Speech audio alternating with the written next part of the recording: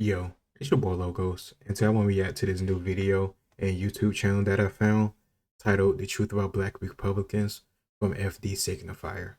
I always find the type of mindset where within the black community we call people Uncle Toms or coons just because they choose to be conservative or be black Republicans. We say blacks can be whatever we want to be, we can achieve anything, and we hate being stereotyped, but we love to stereotype ourselves and box ourselves in. It's a very crab in the bucket mentality, but we love to disguise it as, I don't know, being unified or some nonsense. But let's see the type of stuff that he says and get into it. In a real sense, it is impractical for the Negro to even think of mounting a violent revolution in the United States. So I will continue to condemn riots and continue to say to my brothers and sisters that this is not the way. Continue to affirm that there is another way. But at the same time, it is as necessary for me to be as vigorous in condemning the conditions which cause persons to feel that they must engage in riotous activities as it is for me to condemn riots. I think America must see that riots do not develop out of thin air. Certain conditions continue to exist in our society, which must be condemned as vigorously as we condemn riots. But in the final analysis, a riot is the language of the unheard.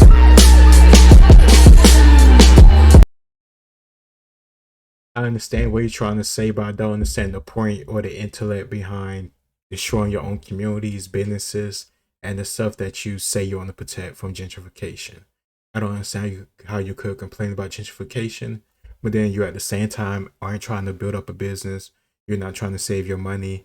You're not doing any of the things that it takes to be successful and build generational wealth and all the stuff that we love to talk about on social media. I just don't get it. I understand that people get frustrated, but still burning down your own community where you shop at, maybe where you sleep at. Sure, it could be the business of somebody that is in your community, a black person, and you mess up that whole chance of wealth and success. And then you got the nerve to be upset because white people move in and just buy up the property. What do you expect them to do? Just not buy up the property because you're going to be upset? That's stupid. Get over yourself. Damn.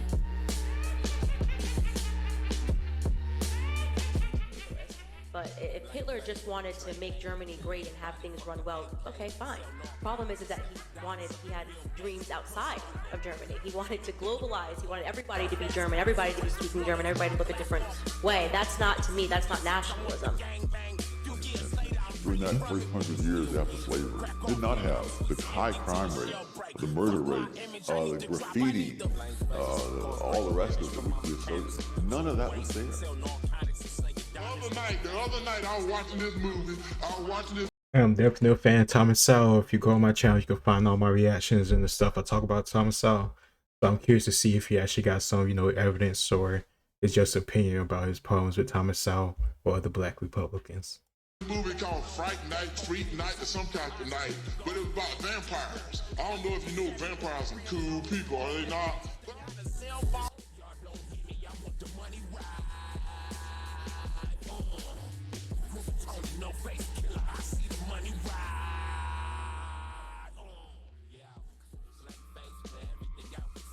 The easiest way to tell your stereotypical black conservative is through their appearance, specifically their hair. Oh my Your God. stereotypical black conservative desires a proximity to whiteness, and thus they try to ideally emulate the appearance of how white people present in society. Oh my goodness. Please don't. I hope he ain't gonna say just having a fade haircut, just a low haircut, is you're trying to imitate whiteness. Because even my fade or my shadow fade or any type of haircut I get doesn't look like a white person getting a similar haircut. Oh no. Please. Oh. Okay. Let's just get into it. or they refuse to engage in the fashion trends and norms that are explicitly black. So What? you'll never see a lot of these dudes with fades. The ladies like the weave told you. game and the silk press game just don't be up to par. Now, for the most part, this doesn't make a huge difference across the spectrum of black Republicans and conservatives, because a nice suit is a nice suit. A pretty dress is a pretty dress. Lots of black folks dabble in that very classical Americana form of fashion from time to time. However, there is almost always, not every time, one thing that sets the black conservative apart, and again, that is their hair. Whether it be on their face or their head, that's why Tim West, I think his name is, and Herschel Walker have both been rocking that 90s black cartoon box cut for like 30 years now. And Candace Owens keeps showing up to federal hearings with stiff, unwashed, oily hair and edges that are barely holding on for dear life. Oh no. We're only 3.5 minutes in. I'm just hoping we're gonna hear something, evidence, not air. Please. Or why Jesse Lee Peterson and Sheriff David Clark are rocking this Wyatt Earp ass goatee still in 2023. President what Trump the at fuck? an explosive rally in Arizona yesterday. A supporter from Oh, South my Florida who calls himself Michael the Black Man. I could go What? on with the jokes, but this is the Black Marxism. Okay. Okay, this is gonna be a good one. easy stuff. And I'm not doing anything special or groundbreaking with pointing out how goofy black Republicans tend to look. You don't need me to tell you that Thomas Sowell hasn't seen a black barber in the last 50 years of his life. Further, I've been If this is supposed to be intellectual thought and debate, I am sorely disappointed. Argue the facts. Why are you talking about people's hairlines and haircut? Like we in freaking high school still. Like, you're a grown man, you talking about this elderly guy's haircut. Like, talk about his points. Argue that back and forth. What is oh no. purposely using the word stereotypical because I want to identify that the nature and, much more importantly, the threat of black conservatism is much deeper than a bunch of sellouts being paraded onto Fox News to talk to white people and tell them that black people are the real racists. That's nothing special, and I'd be selling you and myself short with such a video. What's more interesting to me is why we even care about stereotypical black conservatives at all. Like, why are they of any genuine importance on the political landscape? I don't know about you, but I would say it's because you shouldn't just blindly throw your allegiance behind one party. I would say that both sides have history of doing good and evil, and I would say that it's better to be individual that goes along because of your own ideals and morals and outlook on the world, not because of the sheep or the majority tells you to think a certain way. I'm going to laugh if he say he's woke or anything like that, because it's funny, the most woke people are also the same people that wants everybody to think the same as them. And if you're not, you're a label or something. But this is good. I'm glad I found this channel. I got some content. it feels like every election since 2016, there's so much news coverage and discourse over whether or not black people will finally end our long-standing abusive relationship with the Democratic Party, and then for some reason make a worse decision by joining the Republican Party, even though, as I'll get to later, the data on this has shown steadily for several decades that it's not moving. Why are there so many black conservative YouTube channels, some with pretty large subscriber counts, even though their view counts and engagement metrics definitely can't be like very high? Why is the platitude Look at this. and engagement metrics definitely can't be? These Negroes love the police.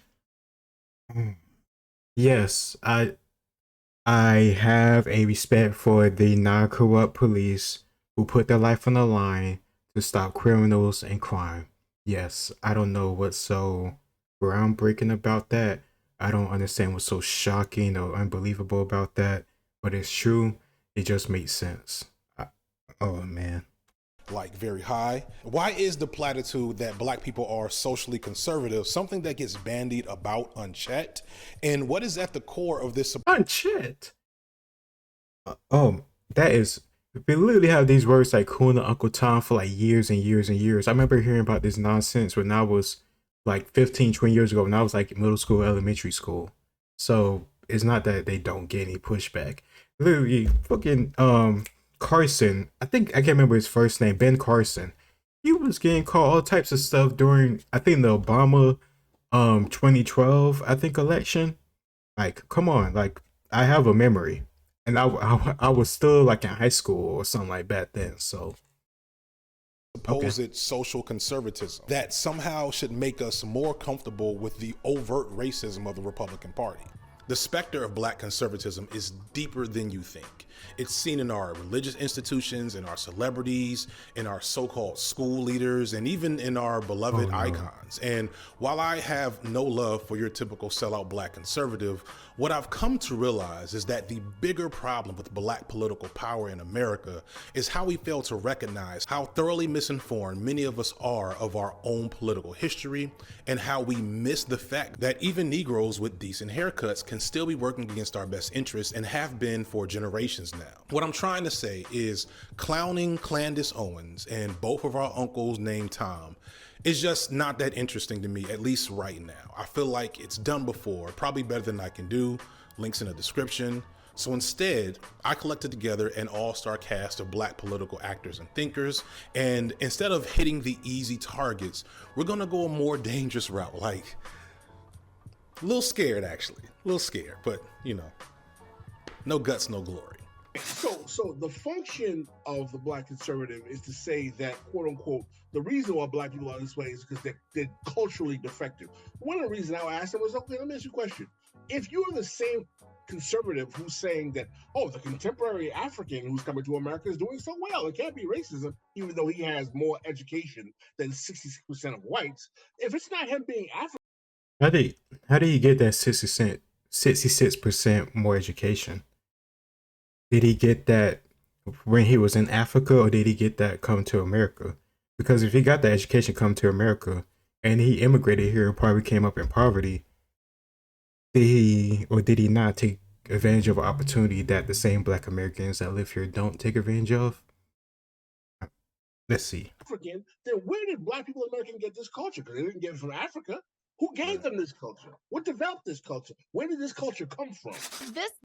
Thomas Sowell directly talks about that in his book, Black Rednecks and White Liberals. I wonder if either one of these guys read it.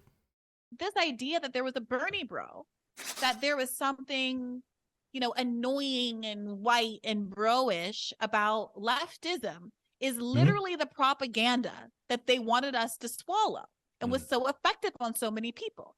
It is why they stripped socialism and communism and leftism from the narratives around our own civil rights figures, pretended like that legacy was some white legacy, like it's just Eugene Debs and Marx and some who are great, by the way, but who don't seem to be as close to our personal tradition, and it seems distant.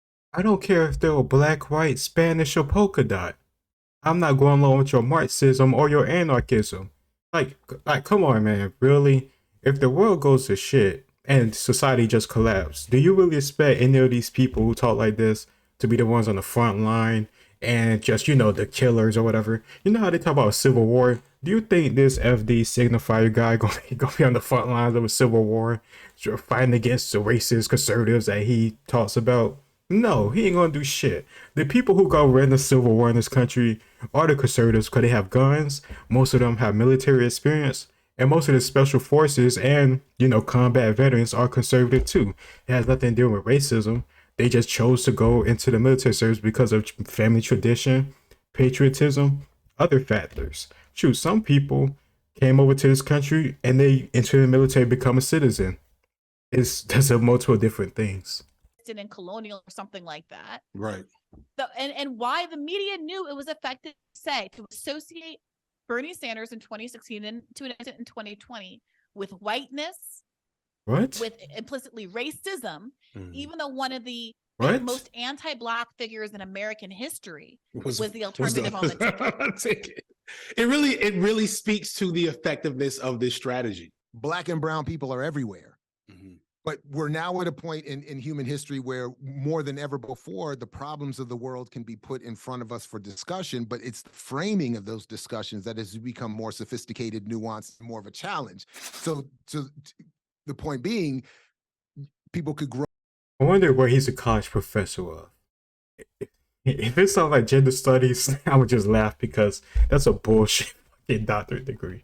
Grow up and have their lives emerge in an era of a Barack Obama presidency, in an Eric Holder attorney general, and a Sonia Sotomayor on the Supreme Court, and this black person there, and this brown person there.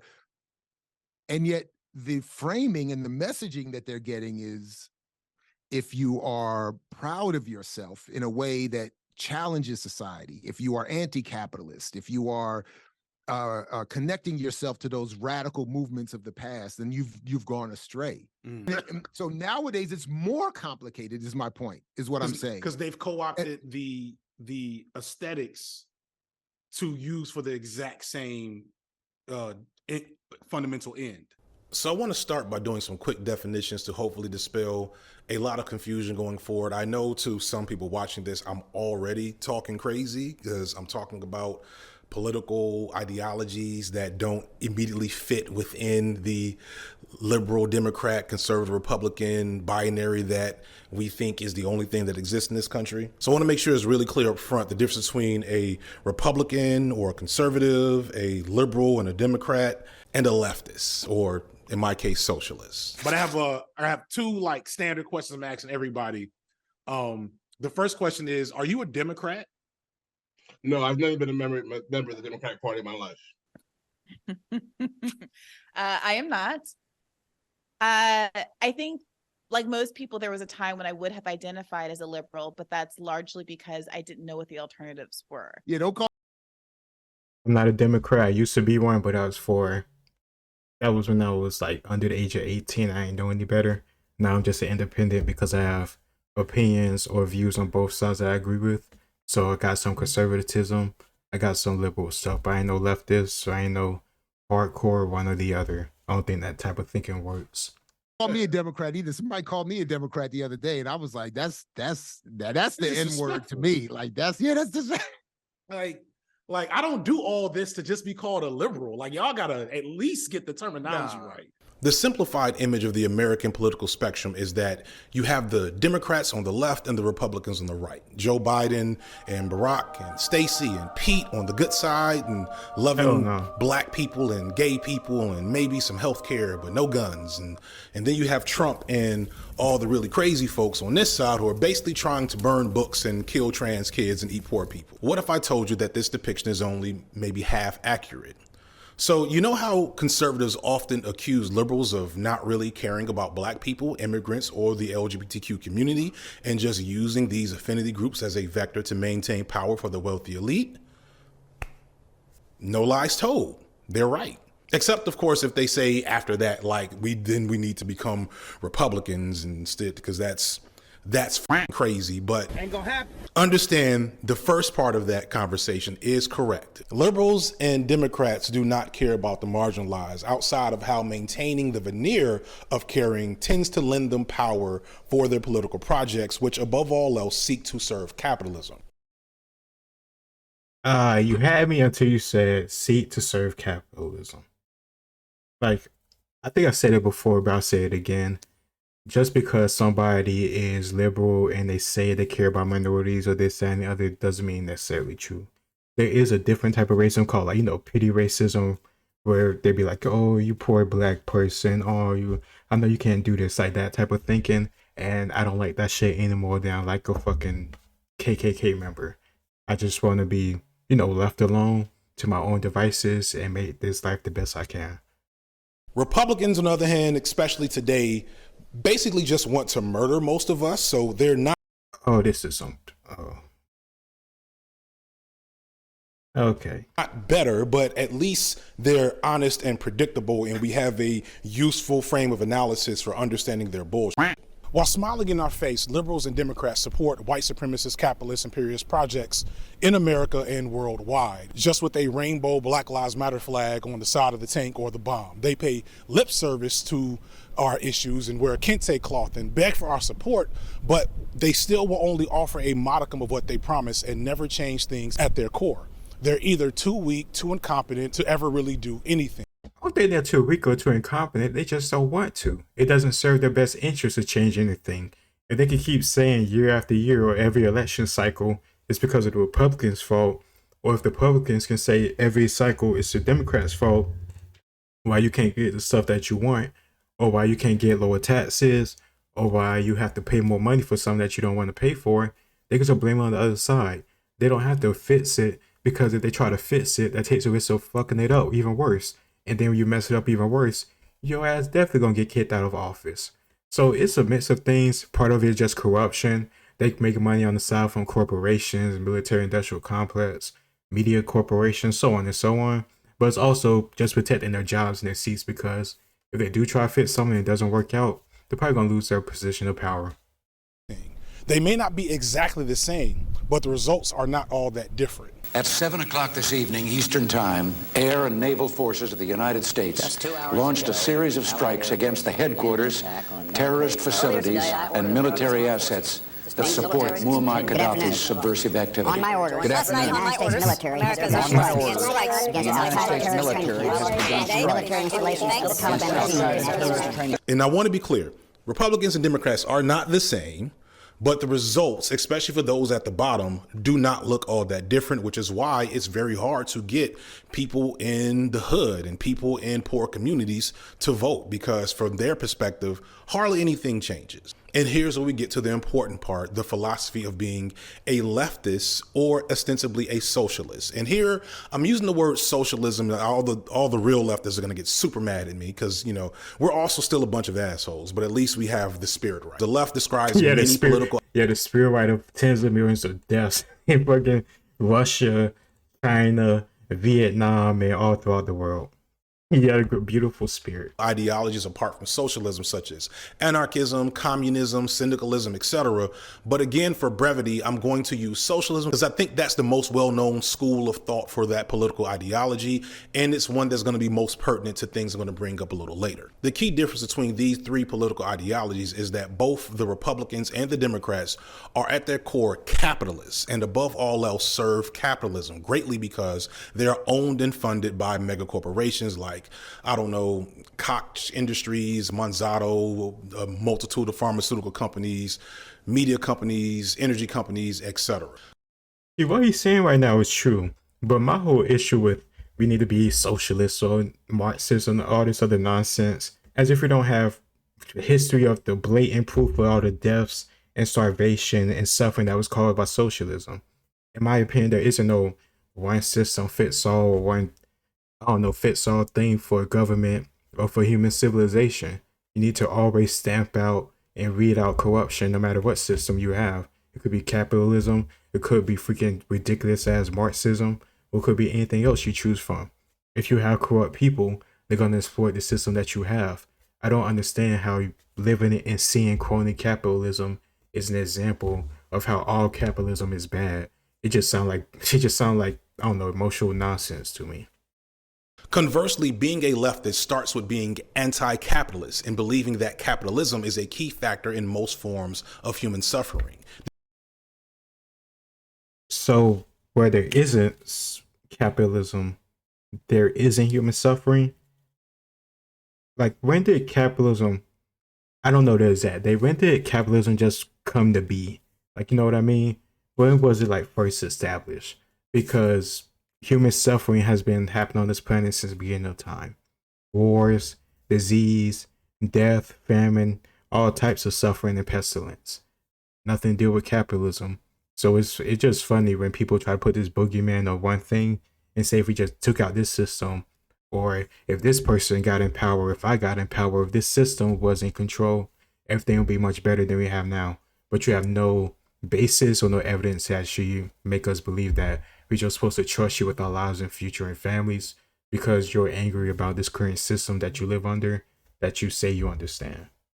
This again means a lot of different things, but the main thing that I want to point out is that whether you are a Democrat or a Republican, a liberal or conservative, issues that face black people are more attributable to capitalism than whether you cast a red or blue ballot. And it's the shared desire by both Democrats and Republicans to preserve that system of capitalism above all else. And in the eyes of leftists, like myself, this makes both of them conservative political ideologies. It makes both of them right wing. The last major thing I want to engage with. I don't understand how you point to the most bad of the bad as evidence of a whole system being messed up. And then we need to tear it all down and build it up with your vision. Hell no. Go to Africa and get a plot of land and build that shit up and let me know how it works out for you. Don't come over here and fuck up stuff worse because you think you got the golden key to figure it out. With here at the beginning is this idea of black people being socially conservative. This is a half-truth often thrown out by conservatives to make their anti-black tendencies seem more reasonable. Anti-black. How do you know somebody's anti-black? Because they disagree with you on politics, economics, and anything else? Like, this is one of the same type of people who say, I don't want black people being stereotyped. I don't want black people being put in a box, and black people can be anything. Well, anything that I agree with that makes me comfortable. You can't be conservative, you can't be Republican, you can't be libertarian because you're anti-black and you're upholding white supremacy and capitalism. Like, I'm inclusive until I don't like the side that you chose to be a part of. There's two types of conservatism in the black community. There's lowercase c conservatism and uppercase c conservatism. Lowercase c conservatism is what Republicans tend to point out when they say black folks are socially or traditionally conservative. It will speak to black people's propensity to stick to traditional ways of living or seeing gender or building their families. Yeah, you mean the way that human civilization has been built up and working is how you're able to talk on this microphone right now. Two-parent households, families, more conservative, not very liberal sexually, and all this other nonsense that's been plaguing the black community for how long now? I don't see anything wrong with that stuff. The way that black people have historically worked hard to make ends meet, or religious values being prominent in black communities. Black people are still very church going compared to a lot of other races in this country, for example. And these things are true to an extent. Despite my explicitly leftist leanings and political beliefs, I am a straight black man, married to a straight black woman. We have a relatively traditional household. I am not religious, but we still go to church every now and then. I have only one tattoo. My wife has none. My son, who has dreadlocks like me, asked to dye his locks blonde and red and blue multiple times over the last couple of years. In every situation, we told him, no, that is not happening. And he shouldn't. You can do that stuff when you get older, but you're a kid. Just let your hair be what it is. I don't have to be your freaking friend. I'm just trying to do what's best for you. And this stuff that you want to do with your hair is unnecessary. Plus, whether or not you have dreads or not doesn't make you black. Is stupid and lazy. In some ways, you could describe me as socially conservative. I've heard this stated by multiple conservatives as if this is some type of super gotcha. But here's the thing. I don't believe in bootstrap politics. I don't believe in small government or states' rights or tough on crime policies. And that makes me also pretty typical for most black people in my circle and black people historically who have voted for larger government programs, police reform, more taxes on the rich, and believe it or not, more rights for LGBTQ people. A lot of you all don't know that the black church is very, very queer. You cannot find a black church without a gay choir director. And preaching against something. But if you look at half of our choirs, it's more like don't ask, don't tell, act like we don't know, and let you leave that up with God. I don't understand how that's like a point to something or the opposite, because what he did say is true. The church that I had to go to growing up, the youth pastor was obviously gay, and he said he used to be like involved with men, but God saved him and stuff, but he was still very flamboyant. He gave all the signs that you see from like a gay guy, like on like television, or just like if you met one or talked one in person, like he acted just like him. But well, part of the reason, who knows, part of the reason too that he was a youth pastor is that his father was the head pastor of the whole church. And it was a very, very big international church. So that could be an influence on it, but I don't know.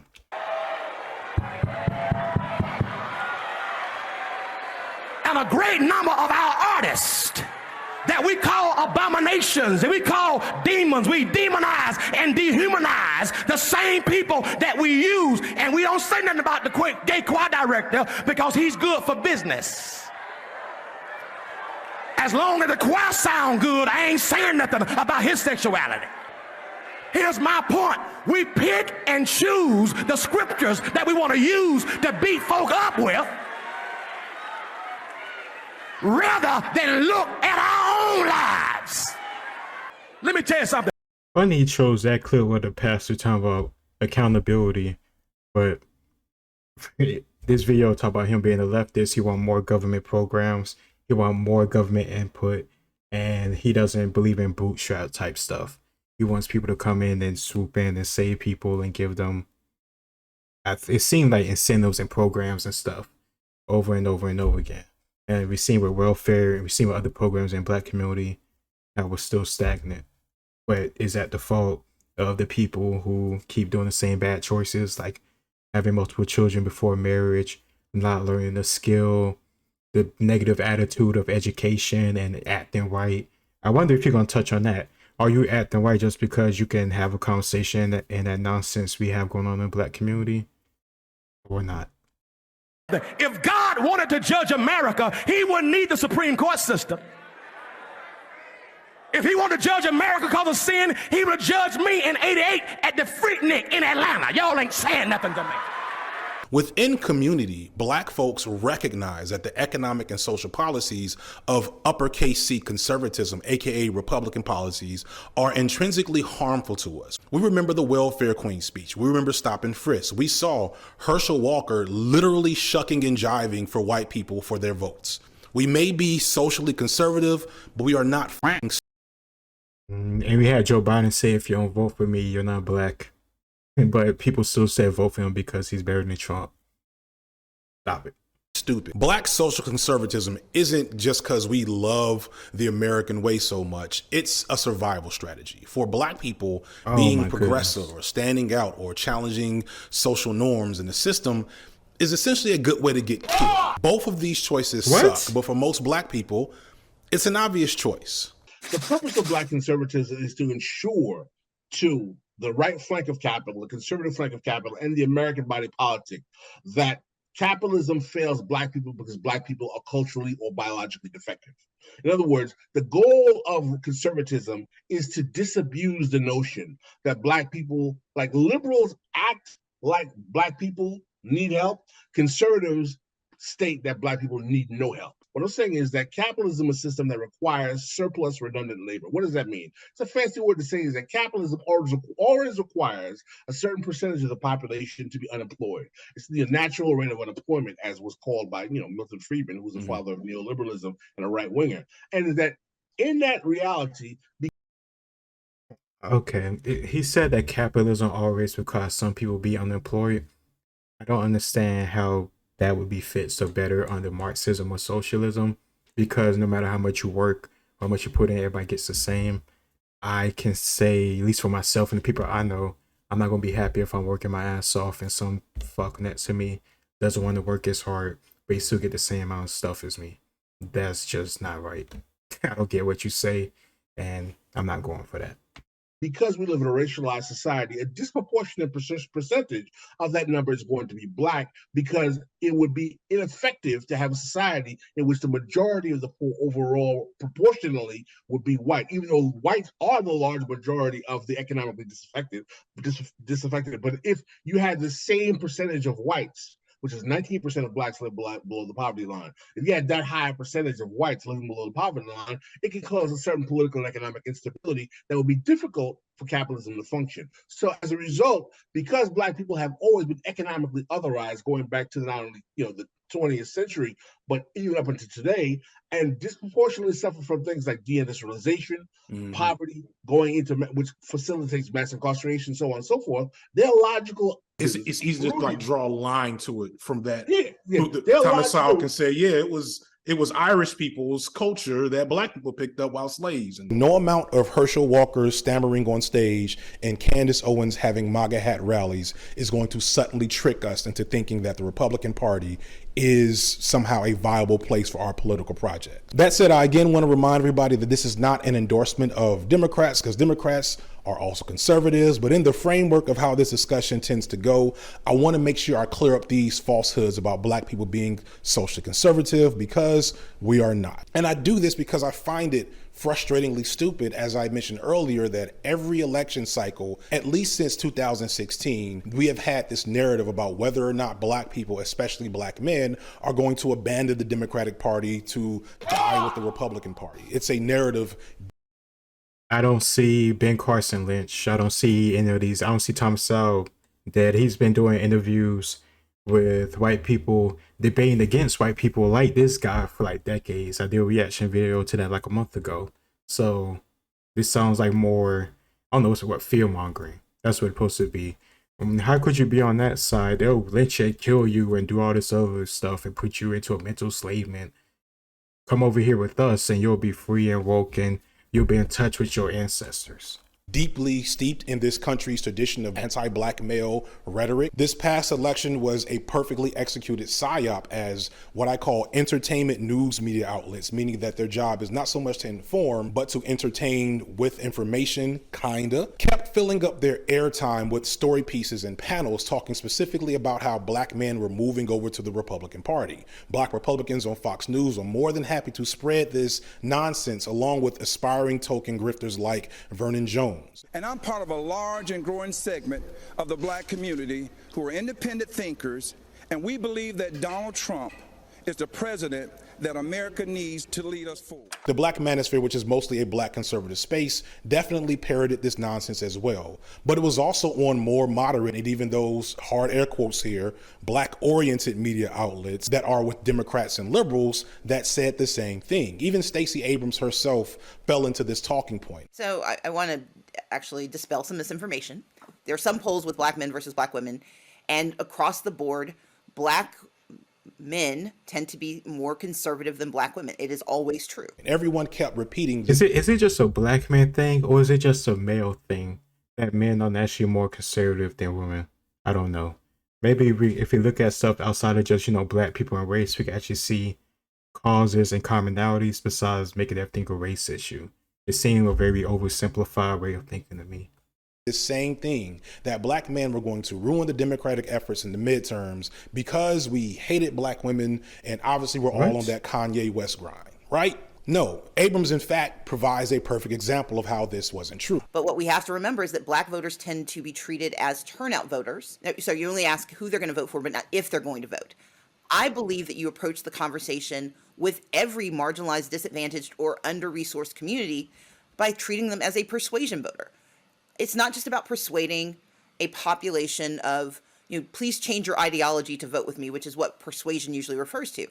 I understand that for our communities, and I mean any community of color, communities of women, they're communities that are typically disengaged or under-resourced and underserved by politics, where the persuasion question is, are you going to vote or not? And so when you look at the undecided number, it is typically not a question of will they support me or my opponent, it's will they vote or not vote. And that's not a commentary necessarily on me. It's a commentary on our politics. In the midst. If that's the case, then that should only be a further example of why we need to, take accountability and exercise our rights and our votes. It is true that the black community doesn't vote as much as we could, as much as we should, when you factor in the amount of us that there are and the amount of people that actually go to the polls. I don't care what you vote as. I just hope you would go and vote, because at the end of the day, people like MLK and other black leaders in civil rights era and before and after that fought and marched for us for the right to vote. But what she did point out was a very good point about potential voters. You can't even worry about whether or not they're gonna vote one side or the other. It doesn't even matter if they don't get out their own house. And this thing with Stacey Abrams reminded me of that thing in Georgia that I saw like almost a year ago, where they was going around interviewing black people, saying like, they were like asking, do you know how to get a, do you know what you need to get to vote? Like your ID or your voter registration card. They were just going on the street asking random black people about that. And almost all of them said, yeah, I got I know my ID, my voter registration card, like, duh, like, of course I know.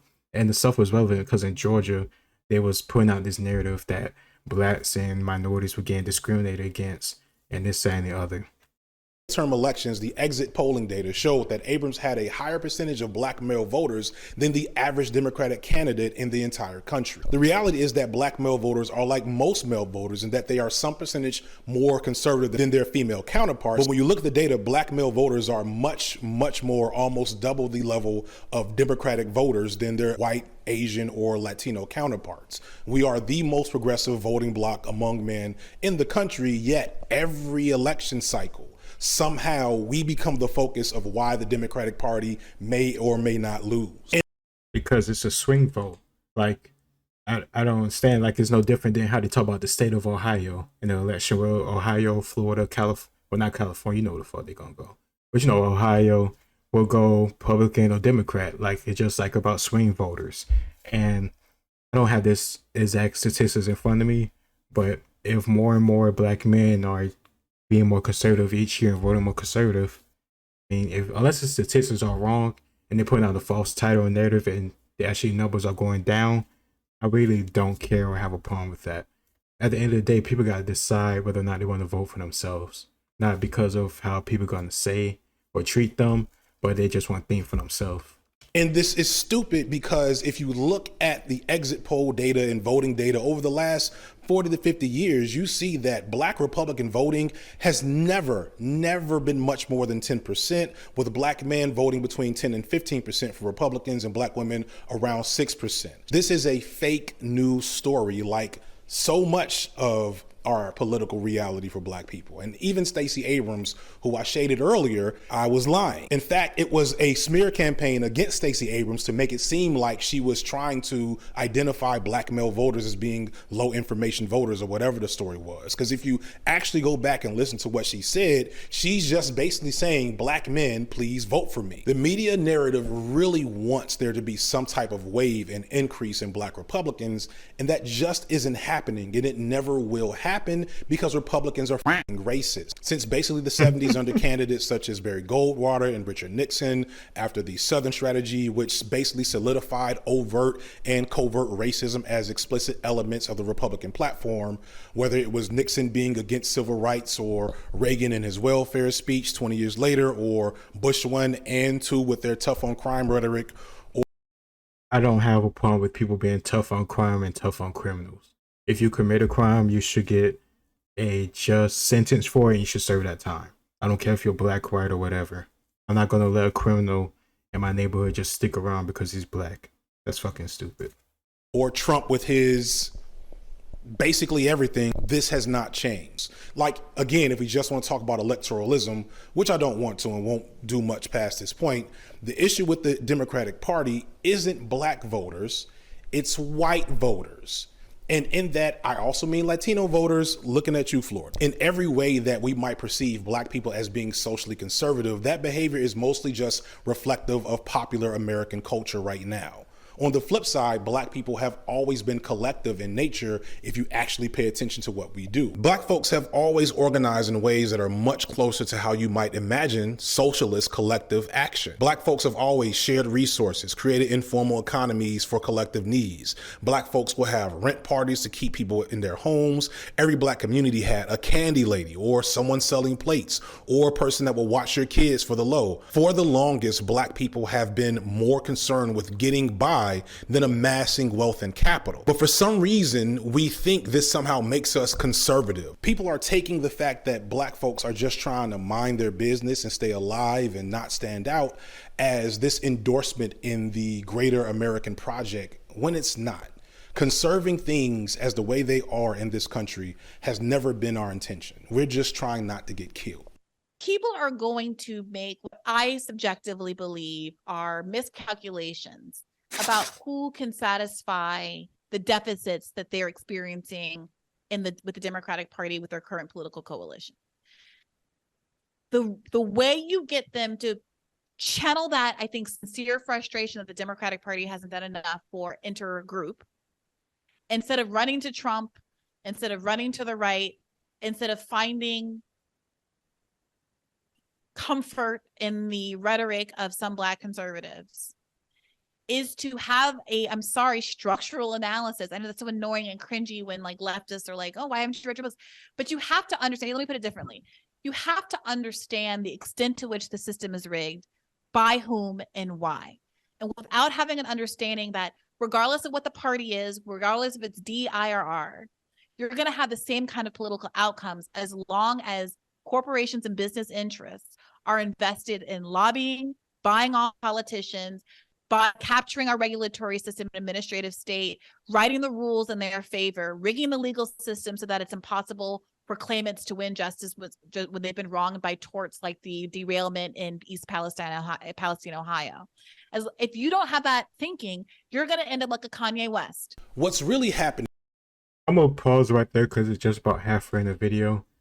I agree with just about everything she said, but I'm not gonna move over to socialism or leftism or any of that nonsense. I'm more of the view that we all, Republican, Democrat, Black, white, whatever your race is, I really don't give a shit. We all need to come together and understand we're all being screwed by the politicians that beg for our votes every 2 to 4 years. That's what I think the issue needs to be, and that's what our focus need to be on. We don't need to uproot everything and replace with socialism and hope it doesn't get all corrupt and messed up again, and hope we don't get another Stalin and have that be in America. We don't need to do none of that nonsense. We just need to be honest. We need to pay attention to what they're doing. Call out the media companies. Stop giving money. Stop giving funding to the media companies. Stop voting in politicians that clearly doesn't have our best interests at heart. And don't be afraid to march on Washington, march on Congress, to make sure that they get their shit together. Because in my opinion, no matter what system you choose to stand by, there's going to be corruption eventually, because we're all human and we're all flawed. So no matter if it's socialism, Marxism, capitalism, egalitarianism, or whatever thing you think will fix it all for us or yourself and your family, regardless, you're going to need people to make sure the people in power don't be corrupt, because we're all fallible and we're all human. It's your boy Logos. This is just part 1. I'll put out part 2 tomorrow, and I'll talk to y'all then. Peace.